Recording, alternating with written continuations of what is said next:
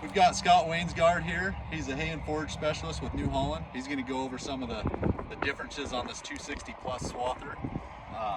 What we've run a little bit on it, it's been fantastic, and I kind of give my vague explanation on what these differences is, and he's going to give us a little more in-depth on what New Holland has done to make this a more competitive, a better machine overall.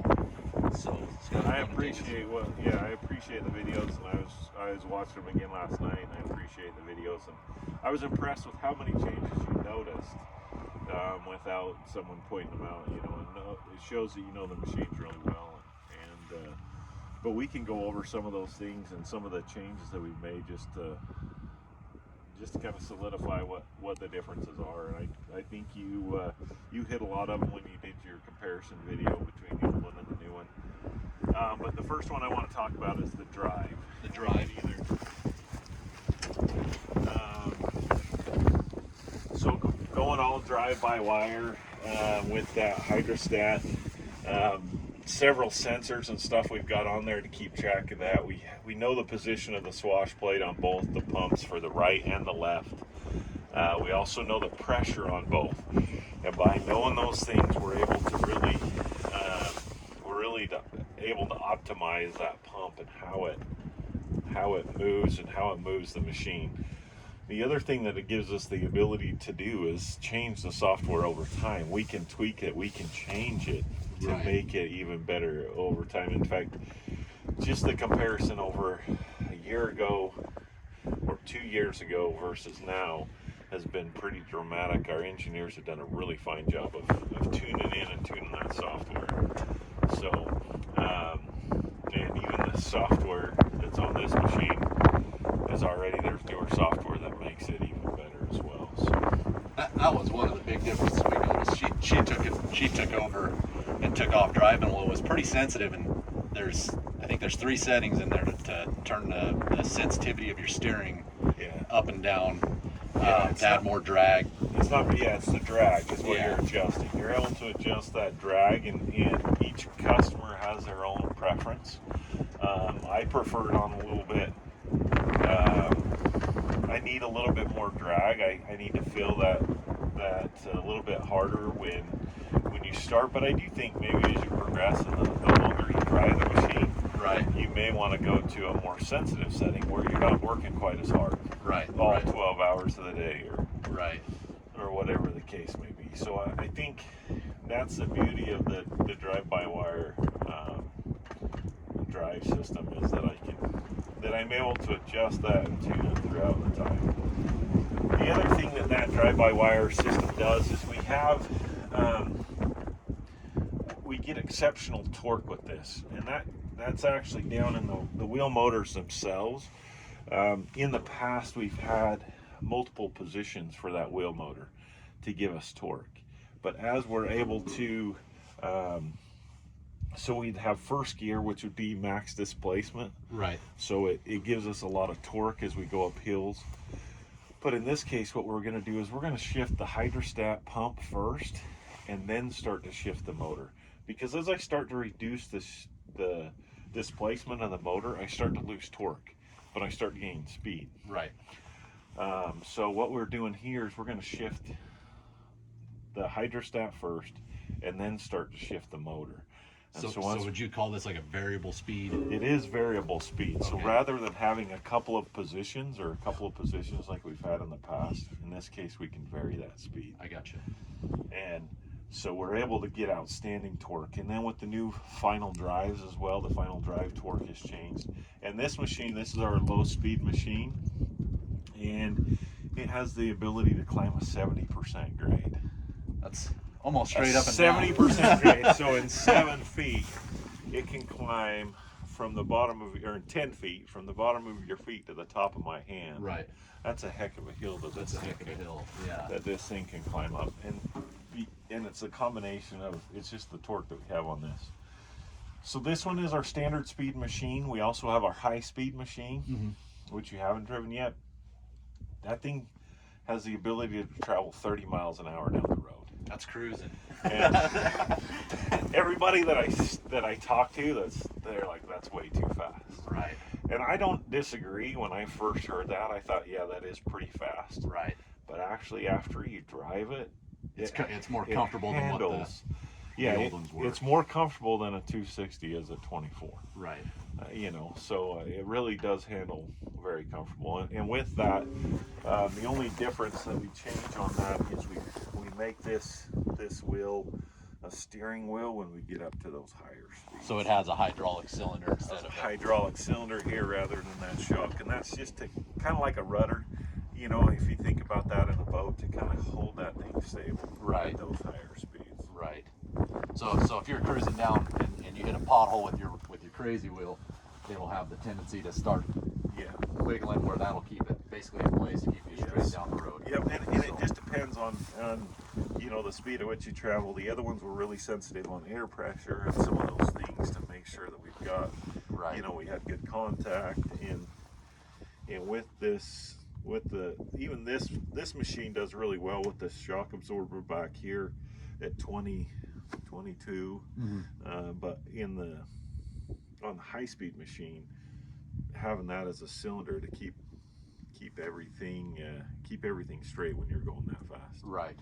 So now tell us your thought process. New Holland's basically engineered thought process behind this rear axle. I was really excited to see them go back to a straight axle, and then I noticed you guys put the staggered 4-link basically to keep the axle centered. Yeah. So if you look at this. I mean, with the 4-link suspension, it gets us good movement up and down. Right. But not only that, with the offset, it actually keeps the axle from shifting side to side. Right. So if you, some of the competitive machines, when you turn the corner, you'll hear a clunk from the axle shifting. The axle actually shifting. Yes. Where this offset actually eliminates that. We still do have a shock absorber on there, so it doesn't get too out of hand. Right. As well as still an airbag, so it's still an air ride. Right. So we get a good, comfortable ride with it, but it's a single airbag in the middle. Right. So that was a big complaint of mine over the years, that they had that I would call it an independent suspension with the dual airbag. We had issues with that, so I was excited to see them go back to this style. With the 10-inch longer frame, I think that's part of the key to help this machine ride as well. But this seems like it's quite a bit smoother ride than our 260 is with the independent rear suspension with this rear axle. So I get the dependability of a solid axle and the ride even better than what I had before. Right. Yeah, you're exactly right. So that's pretty nice. They went to a smaller airbag though. It's like it'd be more like the rear end of a pickup. Yeah, it's like a dual chamber though. Right. So that helps reduce the floatiness. That's like nice. if I pull back on the stick on an old one, I've got a huge airbag like a pillow. Right. And I start to rock forward, and I can really feel that. Right. That's where, man, the rear end of those other ones, they float pretty good. And with this one, it doesn't lift up back there when I pull back on the stick to stop. It just doesn't have. There's not quite as much. I have enough room to take out the bumps, but it's not so. It's more controlled. I got you. I think with that 2-chamber airbag. So take us a little more in depth on this pump setup, because they went to, no, what was this again? It's a sour. It's a sour Danfoss. Sour Danfoss pump. And that was what the 8080s had. Yeah, so we had. But they were mechanical. We had a sour previous, and then when we went to the 260, actually the Speed Rower 240s and 200s, 220s. We went to that was an Eaton pump, and so now we've gone back to the sour pump, but of course this is a completely different tandem pump than what we had on the H8080, but it's made by the same manufacturer. Right. And so in that case, I like how quiet the sour is. I like the way it neutrals. You know, it seems a lot more quiet that way. Right. Yeah, and that was the big thing we noticed. It has less of a whine in the cab, and then the deletion of all the hard steel lines. That was a big improvement. Yeah, I mean the hard steel lines. There was some benefit in cooling, but vibration that it carried through the machine. You know, you could hear that, and not only that, you could see the result of that vibration going through the machine. So, Right. So I feel like two things that have improved there is one, that the vibration's less, Right. which is also going to help, as well as now we've got a rubber isolator to take that, or you know, dissipate that, so we're not getting it all in the cab. Right. And that was another issue that we had with them old ones. They'd routed some of the harnesses down those steel lines. Well, it carried the vibration, and kind of we had chafing issues with our harnesses. So we would usually try to cut the zip ties and reroute the harness a little bit off those. And I don't see that on this machine. That looks like that's been taken care of. So that's a pretty big. That's kind of hard to change them harnesses. So that's exciting to see. That's something we're looking at with these first units. Is we're constantly checking to see what harnessings we need to change, or where we are having rubbing issues with these first machines, just so we know, you know, when you have a machine that moves, you're going to have those harnessing issues, and so Absolutely. we're trying to find all those before we sell these to customers. Absolutely. For next year. I've crawled all over this machine. I haven't seen anywhere that looks like it's going to be an issue. And the biggest thing that I noticed is there's like half, you know, it's what is it, 30% less? There's less hydraulics. There's less. I don't see the wiring that was on that other machine, and definitely not the hydraulics. And that's going to be nice for maintenance. That's also, I mean, that's something you see whenever, and we've seen that as an industry. A lot of people complain about the electronics, but a lot of times with electronics, and this is a perfect example with it, is we really do reduce the amount of mechanical components we have to keep up and have Right. to take care of, because we've got these,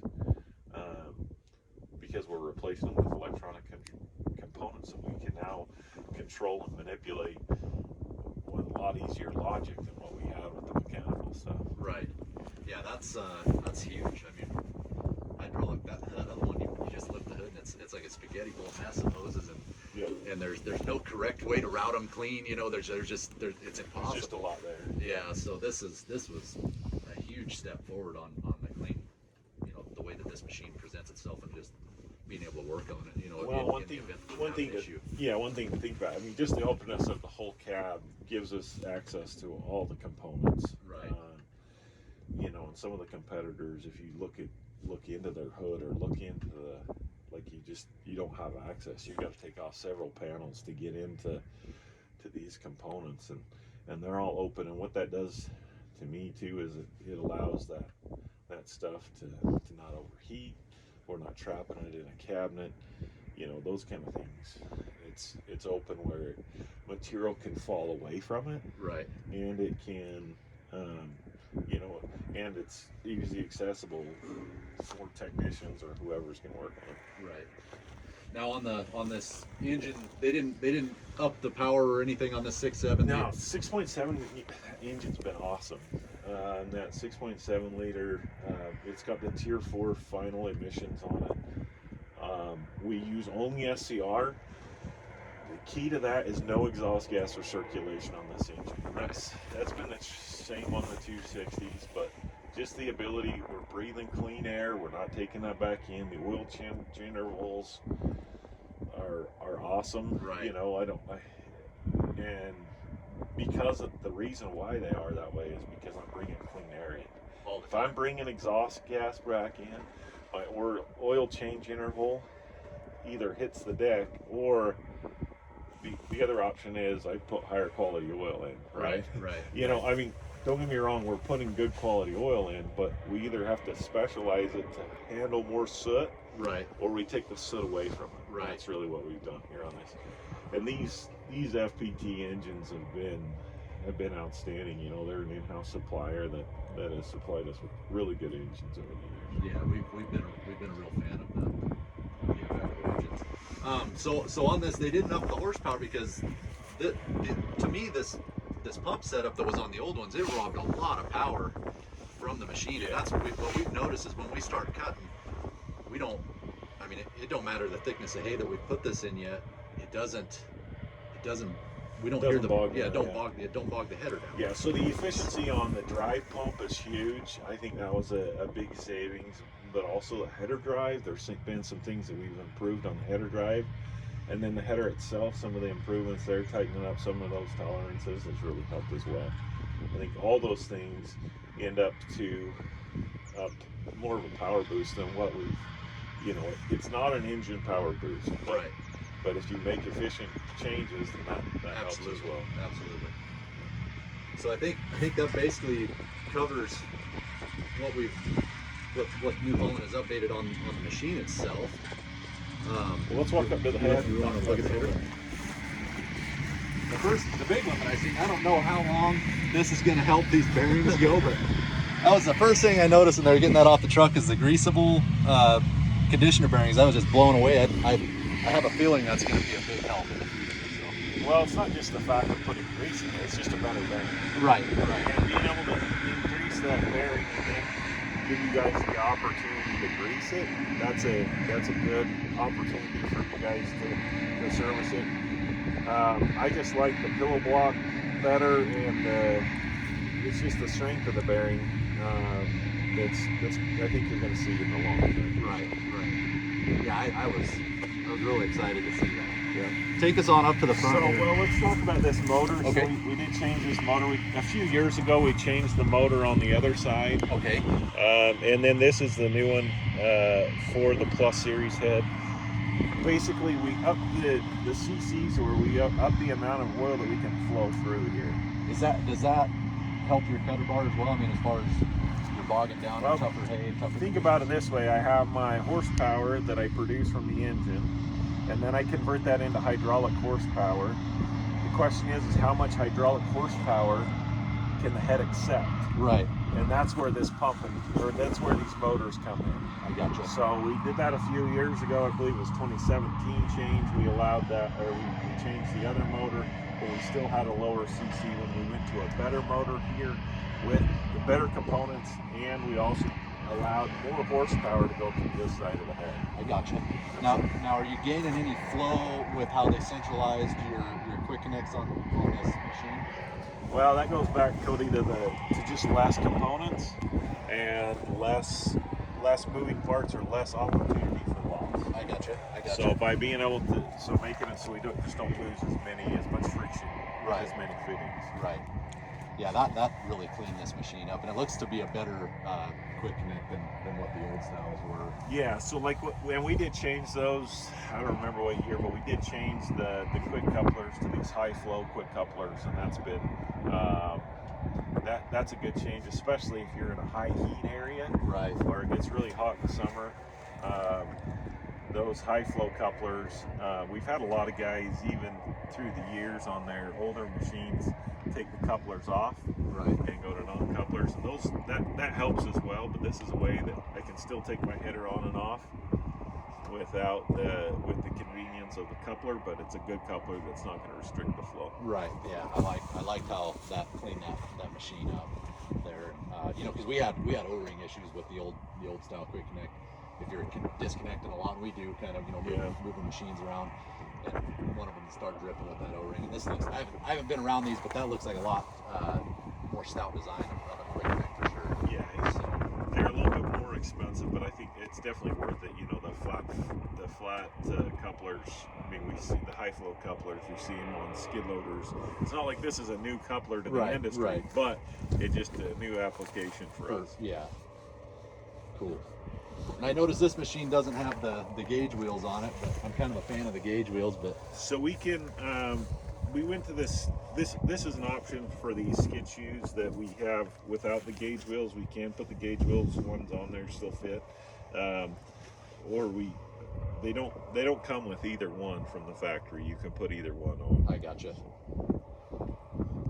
Well, let's go ahead and the header. I think I have my measurements right on that shock hub. It dropped 4 millimeters. Yeah, so by lowering that shock hub 4 millimeters, we did two things. One, it really tightened it. It made it so I didn't have to cut at such a drastic angle to get a good cut height. Mm-hmm. So by dropping that, the other thing that it did is it does keep the scrapers closer to the cutter bar and everything else. So we're going to have less buildup on here. It's cutting some pretty dirty stuff here, but it does decrease the amount of buildup on Yeah. it.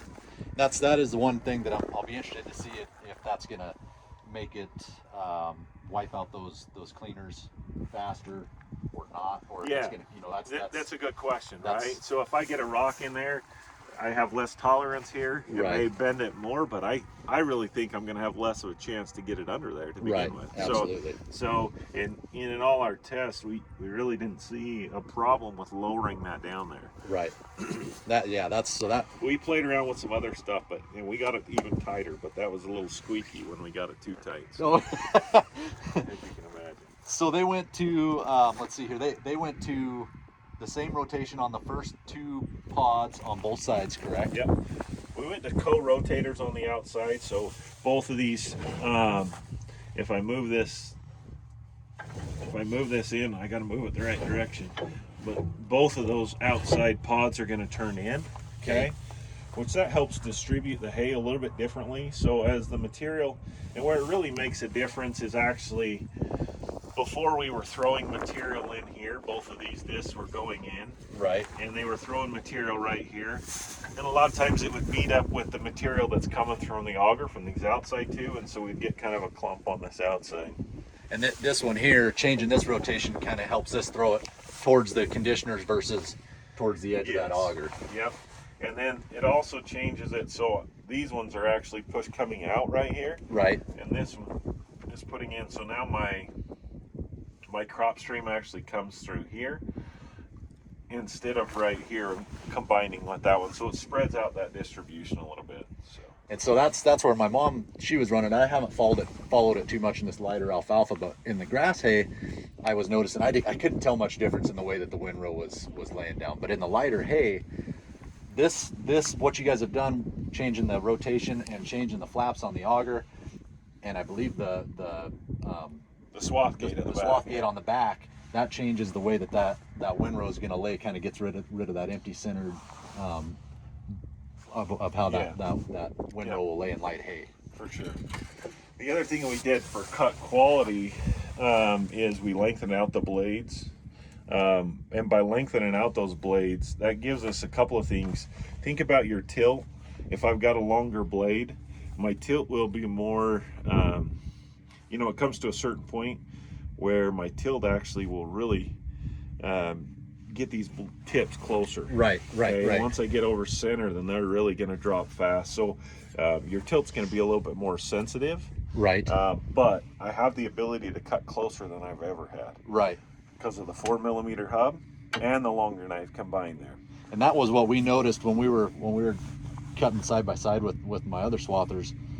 I think this one and my old ones, they got like the numbering, and these ones, the electronic. My other 260 has the electronic, so it's like a percentage. Yeah.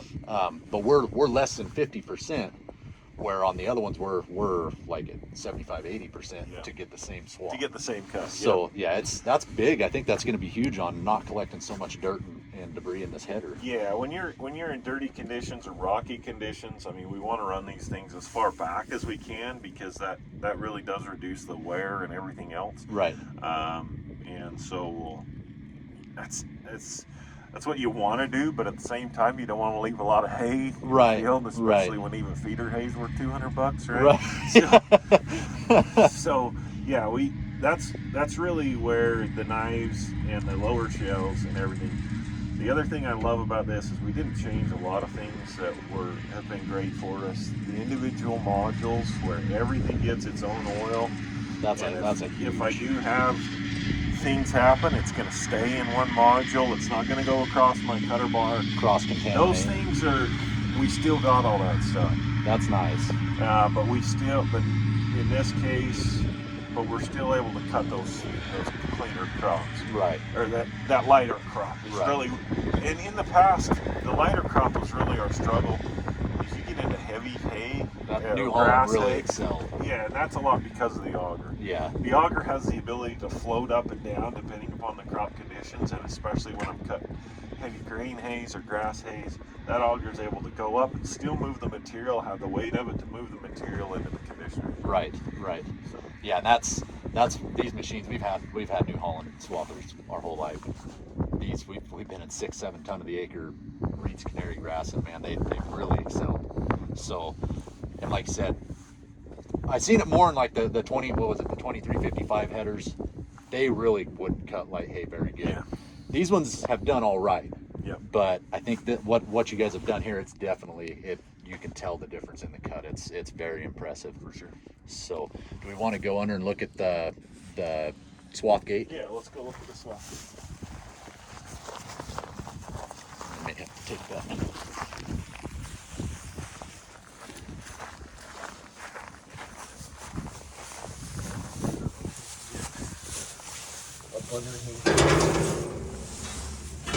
Well, I noticed they've got these flighting, the flighting to kind of. This gives us the ability to direct hay in different spots, so divide up each crop stream, but it's really to react two different ways.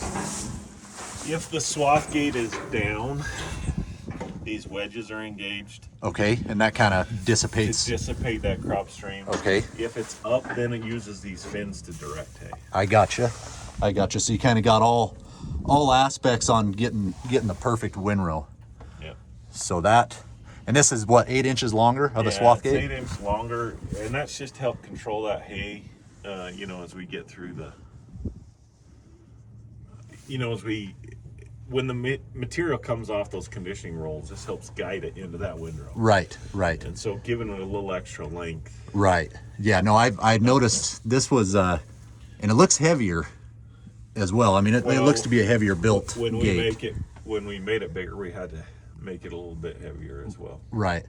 Yeah, no, because the other ones, what we've seen is, and I don't, like there again, I don't know, I haven't had the swather long enough to know if it's gonna wear holes. Like the other ones, they'll kind of dent up and wear holes and whatnot. But this one, you probably don't have to have it at such an aggressive angle. It looks like. To widen it out, we used to have that thing all the way down, and now if you run it all the way down, if you're in very much hay, you won't clear it. Right. It'll actually stack it up to that height. So you do need to run it a little bit higher than what we had before. Right. Well, that kind of is there any other surprises you can show me on this machine? I've been pretty impressed with it's a completely different machine. Yeah. It is. I mean, we really changed it from the ground up.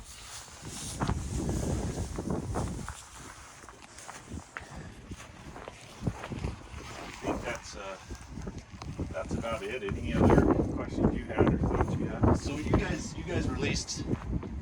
This is the Sauer Danfoss controller. Yes. So they've got their +1 controller on there. So they, they do drive systems. That's all they do, and so they have been our partners on getting that software where it needs to be, and they've been our partners on being able to control that software to get it where it drives the way it does. Right. And we've used them in sprayers before. CNH has used them in a bunch of sprayers and other components that CNH builds. And so being able to take that technology and move it into here just helps with, it just eliminates so many components. It's worth it. Right. So, well, it's a pretty impressive machine. We're glad that you guys at New Holland are letting us run this for a little while. So, no, I'm glad we could get it out here for you. So.